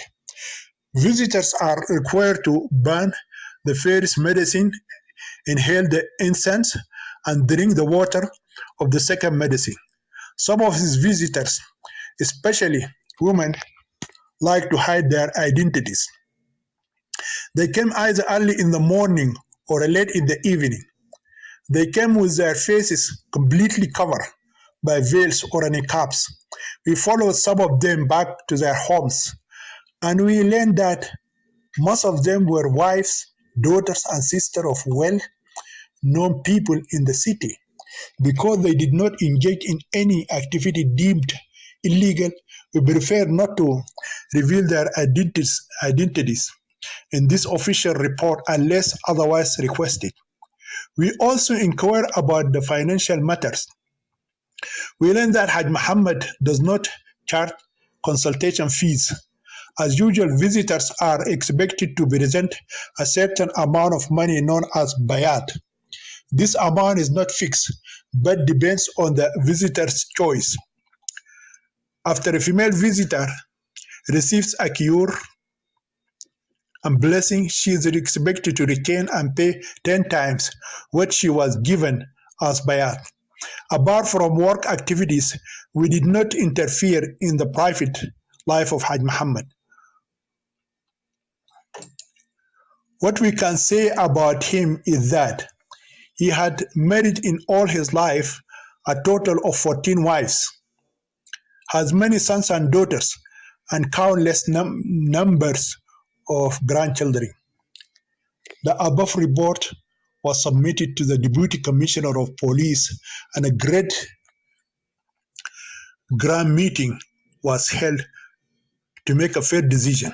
Several senior officials of the police department were summoned to the meeting. At the end of the important meeting, all members agreed that Haj Muhammad's work is clean. Wherefore, every police station in the city received an official order to dismiss any complaint against Haj Muhammad's spiritual and social activities. When news of this official announcement spread in the city, the number of visitors to Haj Muhammad increased rapidly. So his name and fame spread far and wide. Thus, Haj Muhammad became the greatest among all the greats in the city of Gadarif. Chapter 5. Two female visitors to the house of the mighty witch doctor. On a certain day, two women came and fell at Hajj Muhammad's feet and asked for help from him. These two women, before entering the pilgrim's house, carefully covered their faces. Both women wear abayas and niqabs. They are the first visitors of the day.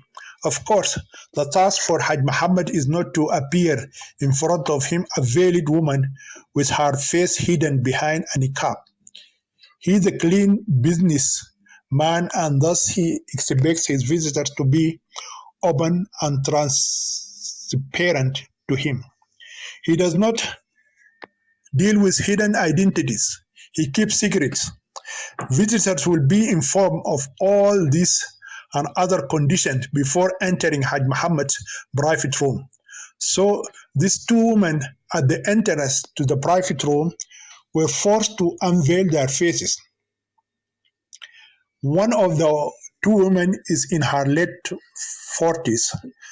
The other woman is a beautiful young girl. She is most likely 18 years old. Al-Hajj Muhammad, despite being a clean-cut businessman, has a serious vulnerability when he gets close to teenage girls.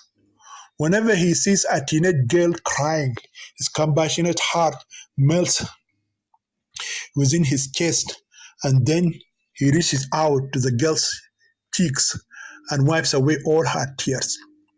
He claims to be a man with such a big heart. Sometimes his hand would stay center where it had reached, as long as tears were running down the girl's smooth cheeks. So that particular lovely girl shed many tears, and Hajj Muhammad's hand wiped them all away. The affectionate Hajj enjoys nothing more than wiping away the tears of pretty teenage girls. Then said the old woman, "O Hajj Muhammad, follow us and help us. She will marry the son of the richest man in town." With a rough voice like an ogre, he asked, "And who dared to prevent her from marrying him?" Then his hand moved slowly from cheek to shoulder and brushed her large breasts. Such a beautiful girl deserves to marry to the son of the richest man in the whole world. Hajj Muhammad followed his father's assertion. The old woman said, "I do not mean this girl. This beautiful girl is my daughter Badriya. I'm talking about another girl." When the pilgrim heard the correction, his hand, which then reached the girl's waist, rose again to the cheeks. "I'm talking about the wife's harmful daughter, the second rival wife of my late husband. I mean his whore wife. When my unfaithful husband married her, besides me, as second wife, she turned my life and the lives of my children into a living hellfire. So why is our sweet girl crying? Because of jealousy. Jealousy kills. You know, Al-Hajj, the hearts of teenage girls. They envy each other. Since the day my daughter Badriya and my son Umar learned that their half-sister had fallen in love with the son of a rich man, neither of them had slept. And you know the mother's heart. I fear they will die of jealousy and grief if she marries that rich boy. One of my female neighbors told me that no one can save my son and daughter except Hajj Muhammad. What is the name of the girl? The grand wizard asked in a voice like an angry ogre. Intisar Ibrahim Mustafa Jabir, the teenage girl Badriya, responds quickly. When she told the guest's name, Hajj Muhammad looked at his left side and said, "Write the name." The mother and daughter sought at first that the witch doctor has spoken in empty air. But suddenly they hear the voice of a ghoul or a marfa'in or an ogre or a hyena responding by saying, I have written it, Mahaji. Badriya and her mother look in the direction the scary sound came from. They're surprised to see a short black boy sitting on Haj Muhammad's left hand. The black boy holds a black pen and a black book in his hand. He also wears black clothes and black shoes. The two women did not remember seeing that horribly looking boy before he spoke to Haj Muhammad. A great fear filled the hearts of both women. They deduced that it is either an invisible creature or a demonic being. He can appear whenever the witch doctor invokes his strange name. But because of fear of offending Haj Muhammad, they did not express their opinion. Moreover, they heard that the pilgrim himself can transform himself into a black crow and spy on rival wives and their cheating husband. Also, people say that the powerful witch doctor can transform himself on the night of the full moon into a human werewolf and attack the enemies of his visitors. For those unfamiliar with African and Arabic folklore, a werewolf is the human being who has the ability to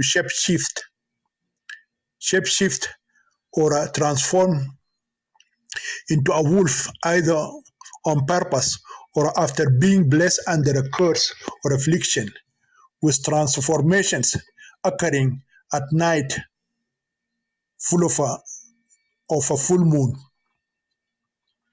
What is the name of the rich man's son? Haj Muhammad inquired. His name is Sami, Badri replied.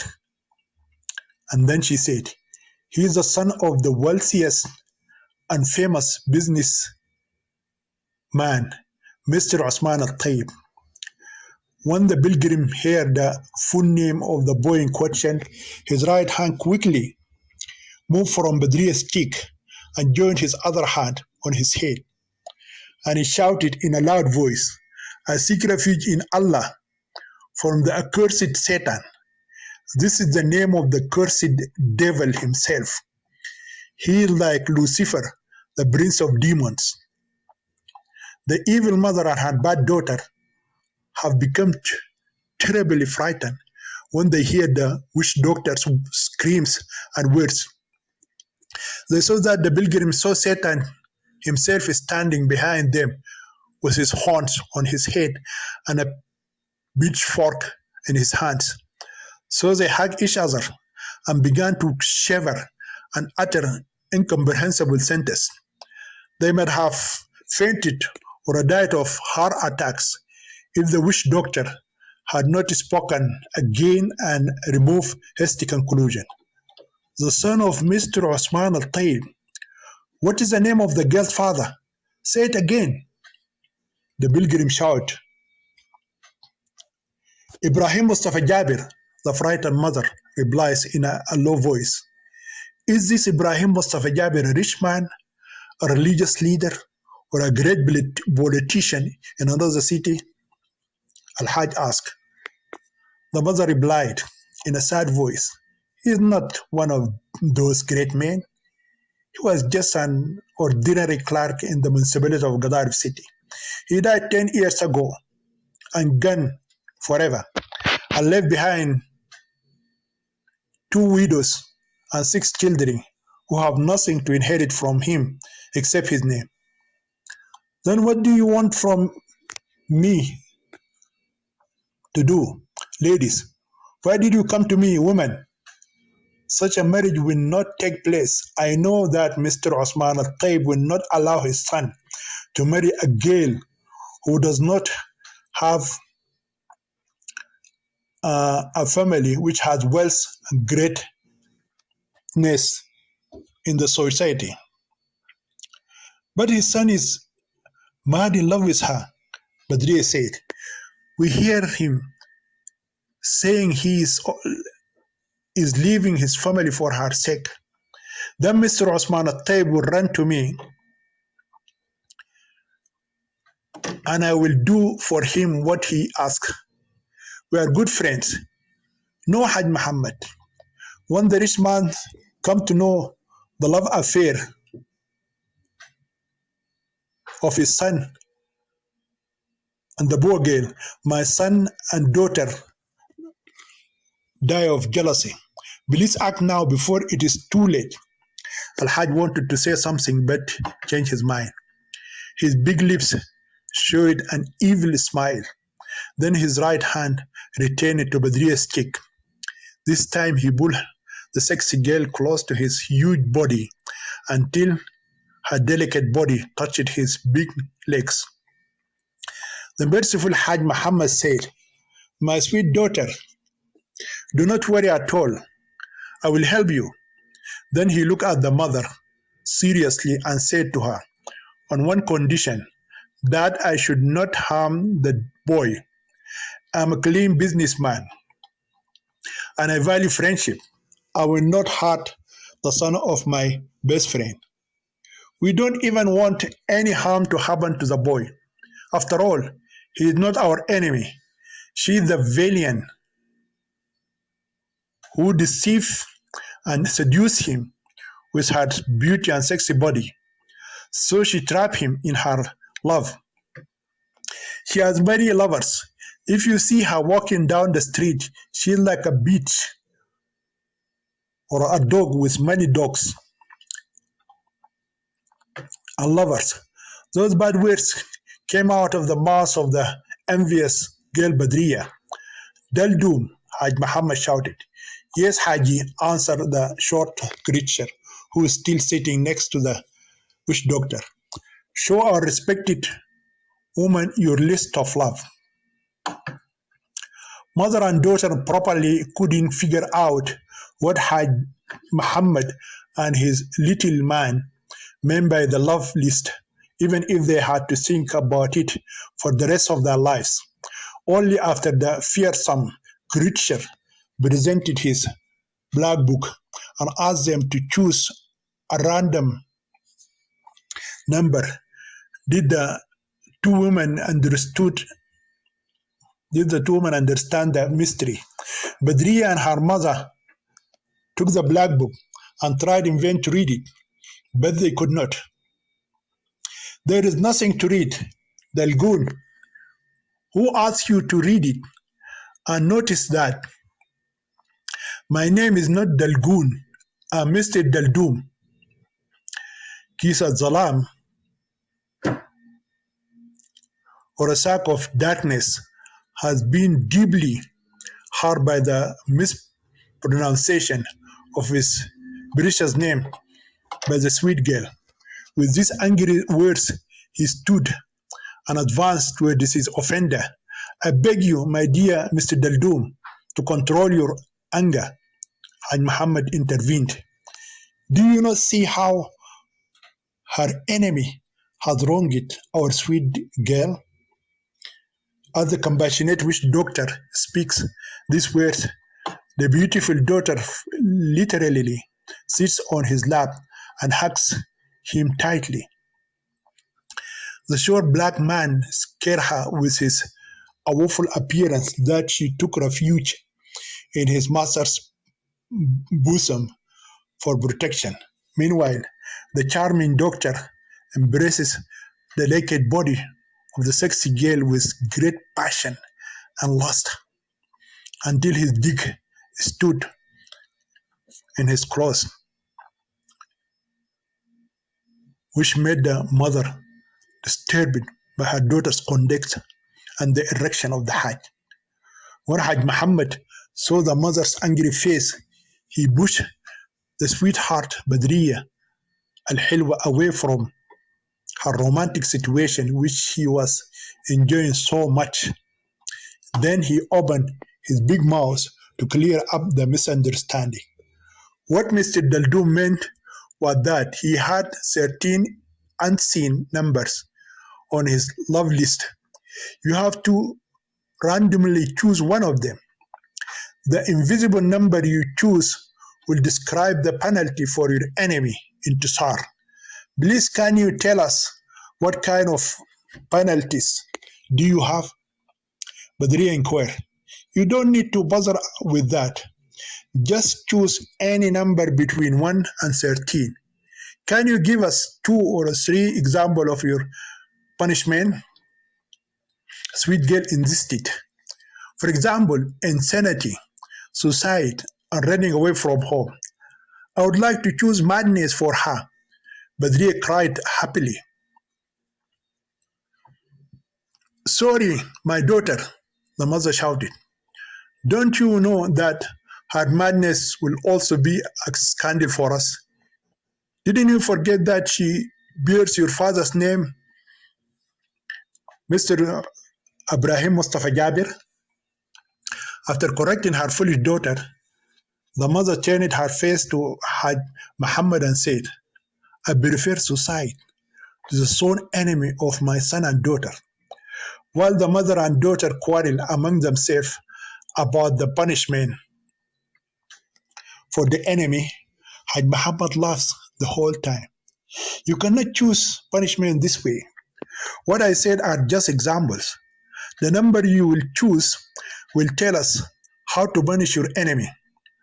Once you choose a number, said Mr. Daldoom, you cannot change it back.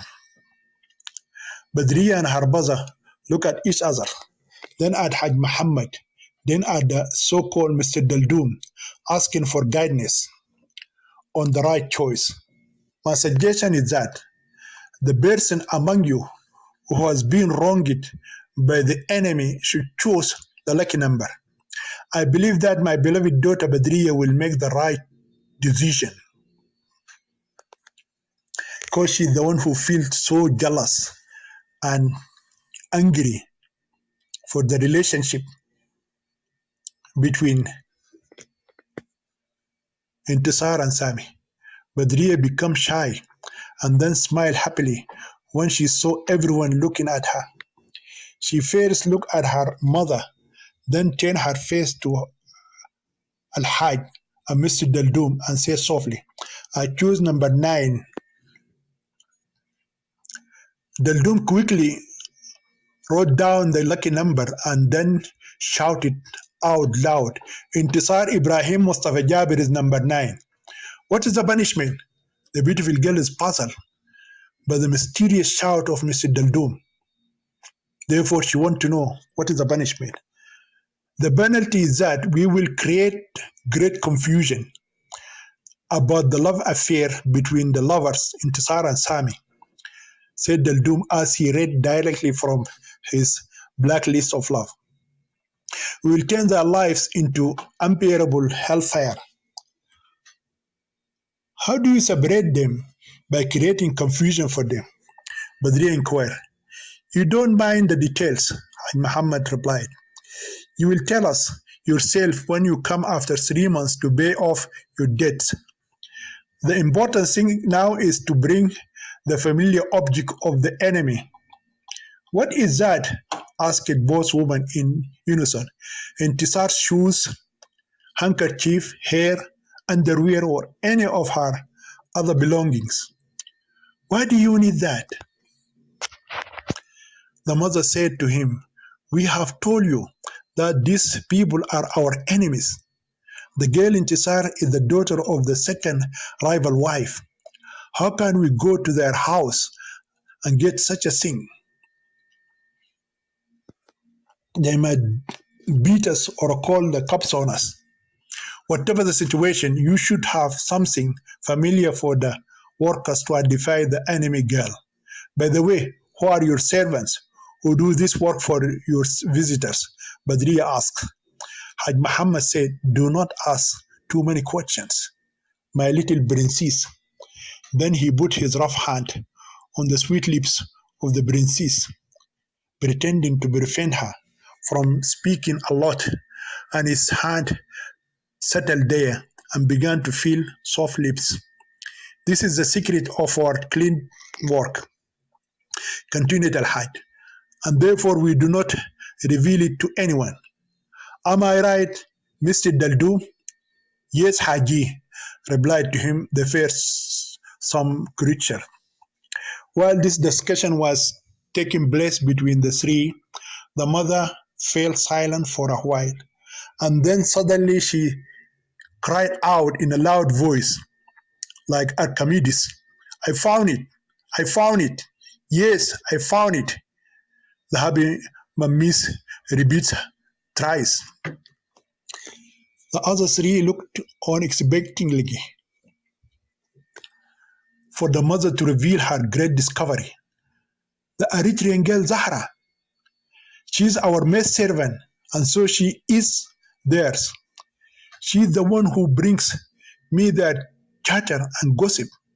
She can bring a shoe, a handkerchief, a dress, hair, or even one of the small underwear from Intisar without her knowledge. In less than a week, Haj Muhammad will bring you one of those things familiar to our enemy, the enemy of my dear son and my sweet daughter. Excellent, Al Hajj said. And then the deal is completed. Work will start soon. Haj Muhammad said, Happy mother, you did not tell us yet about your expenses. Don't worry about them now. Whatever you bet like Bayat, when you enter, you have to pay 10 times after 3 months. Please listen to this important warning before you leave. My servants who will separate the poor girl Intisar from the Sami, the son of the rich man Osman al-Tayyib, have a share in the total amount. So if you fail to fulfill your obligation, they will harm you and harm your daughter too. The happy mother swore to God that she and her daughter would keep their word. After that, the two women kissed Haj Muhammad's hand, but they, but they only smiled at Mr. Daldum. Then they rushed from the private room to the waiting room. Before leaving the waiting room, they covered their faces very carefully. The evil mother hid her body from head to foot in a black veil, and her bad daughter covered her entire face with a green niqab. Then they went out of the house onto the road, leaving behind the witch doctor Haj Muhammad and the dreaded Dracula Del Doom to fulfill their wicked deal. Badriya said to her mother outside the Al Hajj's house, Did you recognize the boy sitting in the waiting room among the visitors? Not at all, says her mother. He is Hassan Mahjub al Hilali. Really? Why did he come there? I think he came for the same purpose, because he is also one of her victims and lovers. He fell madly in love with her and sent her marriage proposals 10 times, but she rejected him every time. She told her girlfriends and classmates that if Sami does not marry her, she will either kill herself or remain unmarried for the rest of her life. She will certainly kill herself because the mighty witch doctor Haj Muhammad al-Jabbar has promised to separate her forever from the rich man's son. Then the two masked women took the first taxi driver who came their way and left. The second visitor to Haj Muhammad on that very day is the same person whom Badriya had recognized. Haj Muhammad, as we said, is a man with a big heart for teenage girls, but with men, he is completely a different person. Accordingly, a second visitor is not asked to sit down. As he is standing on his feet, the witch doctor asks him in a cool voice of an angry ogre to be brief and quick in explaining his problem. I'm in love with a beautiful girl, but she left me and fell in love with another boy. Please, Haj Muhammad, turn her heart to me, I can't sleep at night. I think of her all the time. Didn't I tell you, oh man, speak briefly and quickly? Cut off the witch doctor, the complaining of the rejected lover. At least Haj Muhammad, if you cannot turn her heart on me, spoil her friendship with the other boy, also stopping their plan to marry each other. The Hajj listened to these words impatiently because he believes that such a problem is very common among the youth. He has dealt with more difficult problems than this one. So he thought of a chore in which he would ask for the name of the girl and the boy and ask for familiar things. Then the servant will do the dirty work. When the rejected lover understand the requirements, the second concern will be to discuss the issue of money. Money reminded the witch doctor to ask the rejected lover an important question. What do you want me to do? Do you want me to sabotage their marriage plan or turn her heart on you? You must do both, cried the frustrated boy. First spoil their friendship and then turn her heart on me so I can marry her. Haj Muhammad, I can't live without her. I love her so much. She means everything to me. The witch doctors said that in this case, the money would be double because my mighty demons must work against the girl and her new boyfriend. I don't mind paying double the money. When the boy spoke lightly of money, Haj Muhammad realized in his heart that he is dealing with the son of a rich man. So he asked, may I know your full name? Please don't ask me for my name. Listen, man, I'm a clean businessman. Hence, expected any of my visitors to be perfectly open and squeaky clean before me. Therefore, if you don't want to reveal your identity, then forget what you told me and then immediately get out of my house and never show your face again to me. Okay, Haj Muhammad, my name is Hassan Mahjoub al Hilali. When the witch doctor heard the father's name of the rejected lover, he understood the reason for his fear of revealing his identity. He knows that his father, Mr. Mahjoub al-Hilali, recently won the election in the city of Gadarif. Accordingly, he did not want to bring scandal to his father, especially if rumors spread throughout the city that the wicked servants or the demons of Hajj Muhammad have killed the rival wife, the rival lover. My dear son, said the Hajj politely, so why do you stand all the time? Please make yourself at home. Please sit down. I know your father. He's my best friend. He's a great man. I helped him in the election. Please, Haj Muhammad, keep our deal top secret. Don't let anyone know that I came to you for help. Don't worry. I'm a man of good principle. One of my principles is to keep secrets. Now tell me why that foolish girl rejected you and fell in love with another boy who is inferior to you. The other boy is not inferior to me.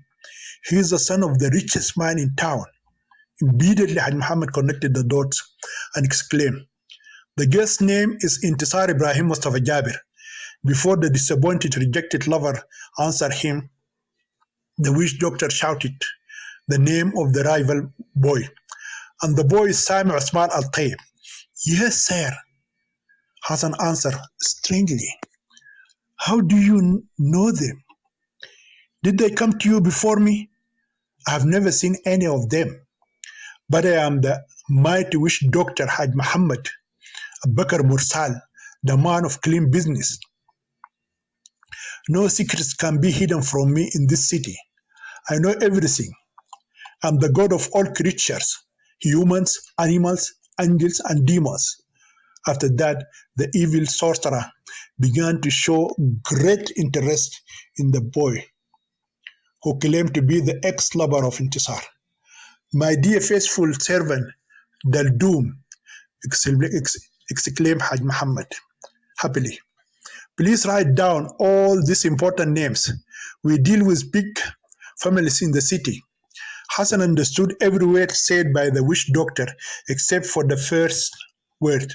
So he asked surprisingly, "What do you mean by the strange name Dalboom?" "Here I am, a strange name," the dreaded black creature replied. "And my name is Daldoom and not Dalboom."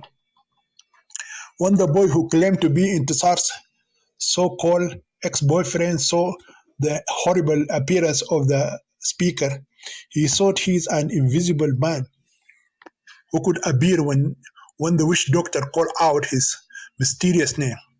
Hassan asked with fear, "Who is this strange man?" "This is the leader of my Satanists.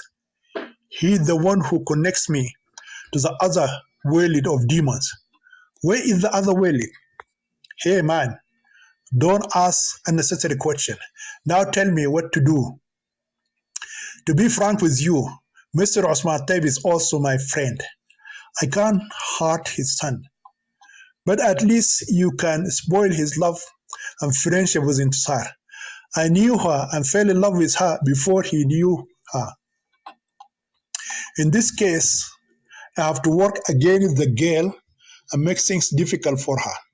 I have to do something that will make it impossible for her to marry the son of the richest man in town," said Osman Al-Taib. When she realized that she cannot marry the rich man's son, she will leave him and then come to you and ask you while on her knees to accept her again as your girlfriend and fiancée. Then she will marry you, God's willing, according to the Holy Quran and the blessed Sunnah of the Prophet Muhammad. May God bless him and grant him peace. If you do this to me, Haj Muhammad, I promise to give you 4 times the money that you asked for. The witch doctor said, "Yes, I will do that for you. But Mr. Hassan Mahjoub al-Hilali, do not forget to fulfill your promise. Because if you fail to keep your word, you will put yourself and your girlfriend in great danger. After 3 months, come with your beautiful wife, Intisar Ibrahim Mustafa Jabir, and pay what you promise to do today." Then Haj Muhammad looked at the caller and said, "Oh, my faithful servant, Mr. Daldum, write on your list of love the name Intisar Ibrahim Mustafa Jabir. Then put the number 9 next to this important name." "I wrote it," said Mr. Lucifer in the voice of the ogre. "May I know the secret behind the number 9? asked the rejected lover. 9 indicate the separation of lovers from each other and the divorce of the husband and wife by creating great confusion in their relationship," answered Haj Muhammad. "By creating endless problems between your beautiful ex-girlfriend Intisar and her new rich and handsome lover Sami and their other family members. You will marry her and she will remain your wife forever. Say Inshallah, or God's willing, my son." Inshallah, walhamdulillah, God's willingness and praise be upon him and his blessing be upon us all, said the alleged ex-lover happily, as if he won the American lottery visa and married the beautiful girl Intisar.